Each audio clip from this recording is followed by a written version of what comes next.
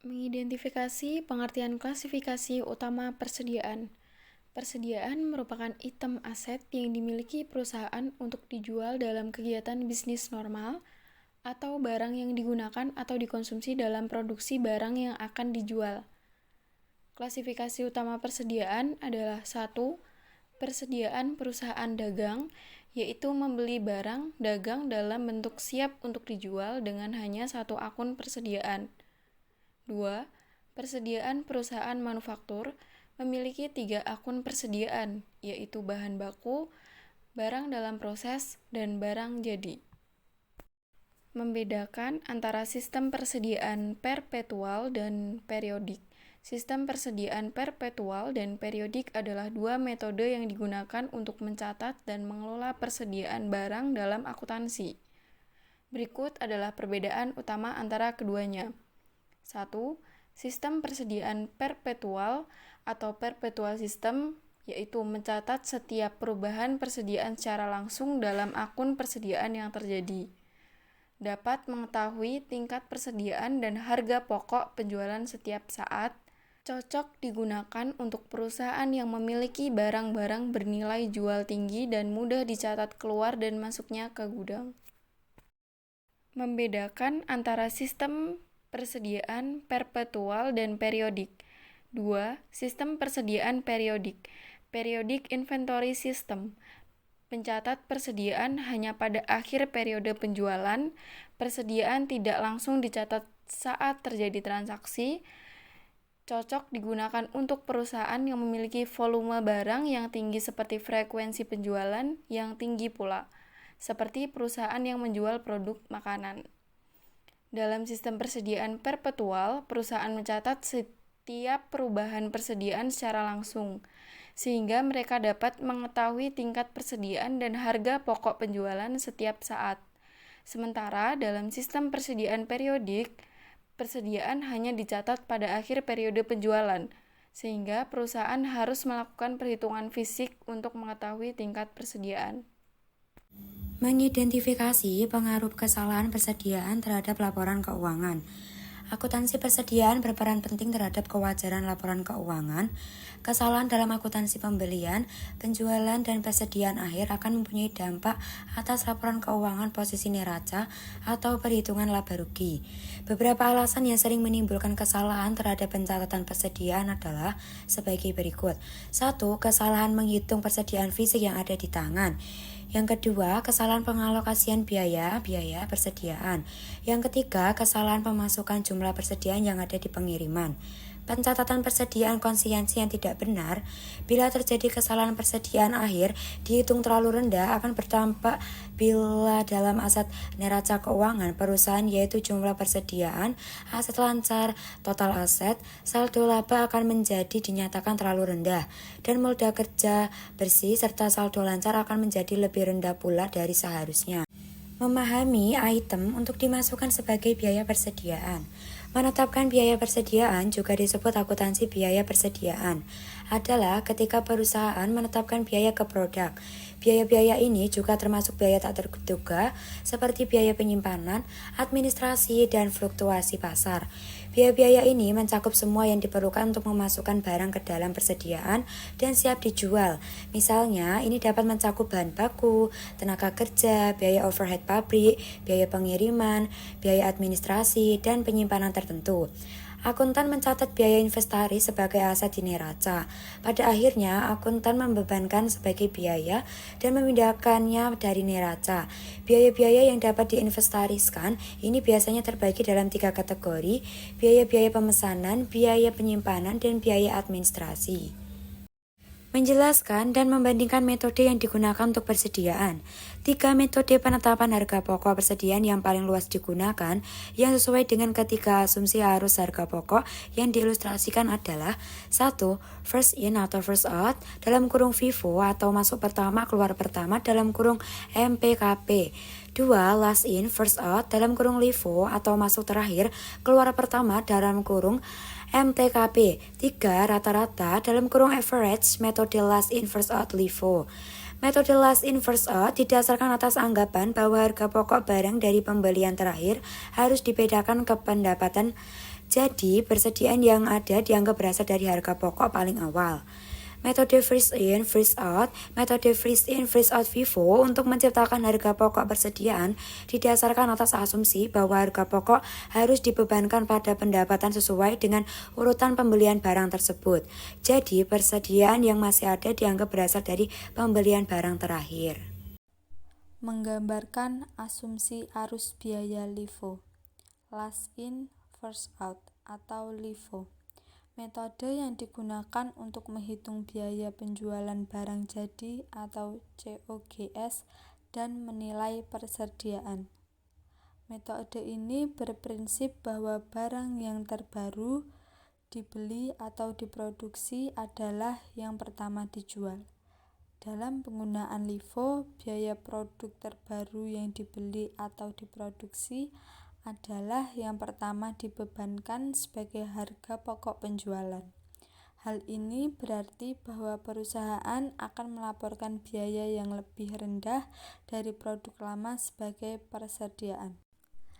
Menjelaskan signifikasi dan penggunaan cadangan LIFO.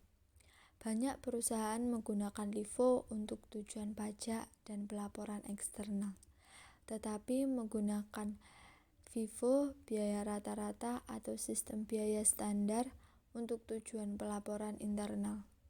Mereka melakukan itu dengan alasan yang pertama, perusahaan seringkali mendasarkan keputusan penentuan harga pada asumsi FIFO biaya rata-rata atau biaya standar, bukan atas dasar LIFO. Yang kedua, pencatatan yang dilakukan atas beberapa dasar lainnya lebih mudah karena asumsi LIFO biasanya tidak menyerupai arus fisik produk.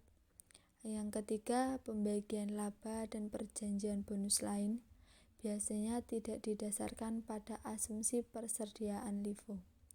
Yang keempat, pemakaian sistem LIFO murni tidak praktis untuk periode interim, di mana perusahaan harus membuat estimasi untuk kuantitas dan harga akhir tahun. Perbedaan antara metode persediaan yang digunakan untuk tujuan pelaporan internal dengan LIFO disebut sebagai penyisian untuk mengurangi persediaan ke LIFO atau cadangan LIFO. Perubahan saldo penyisihan di atas dari satu periode ke periode berikutnya dinamakan dampak LIFO.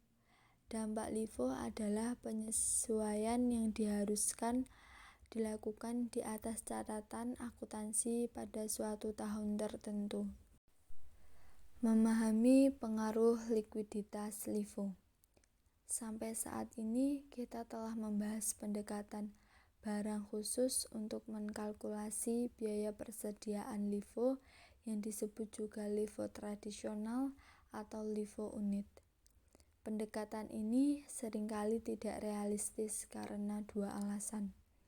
Yang pertama, jika perusahaan memiliki banyak item persediaan yang berbeda, maka penelusuran atas setiap item persediaan itu akan membutuhkan akuntansi yang tinggi. Yang kedua, erosi persediaan LIFO dapat terjadi dengan mudah atau disebut likuidasi LIFO. Hal ini seringkali akan mendistori laba bersih dan pembayaran pajak yang substansial. Untuk meminimalkan masalah likuidasi LIFO dan menyederhanakan akuntansi, barang dapat digangkan dalam pool. Sebuah pool didefinisikan sebagai kelompok item yang bersifat serupa. Jadi, sejumlah unit atau produk yang serupa bukan hanya unit-unit yang identik, digabungkan dan diperlakukan secara sama. Metode ini yang dinamakan dengan specific goods pool of approach. Biasanya jarang menghasilkan likuidasi karena penurunan kuantitas dalam pool bisa ditutupi dengan kenaikan dalam pool yang lain. Jelaskan metode LIFO nilai dolar atau dollar value LIFO.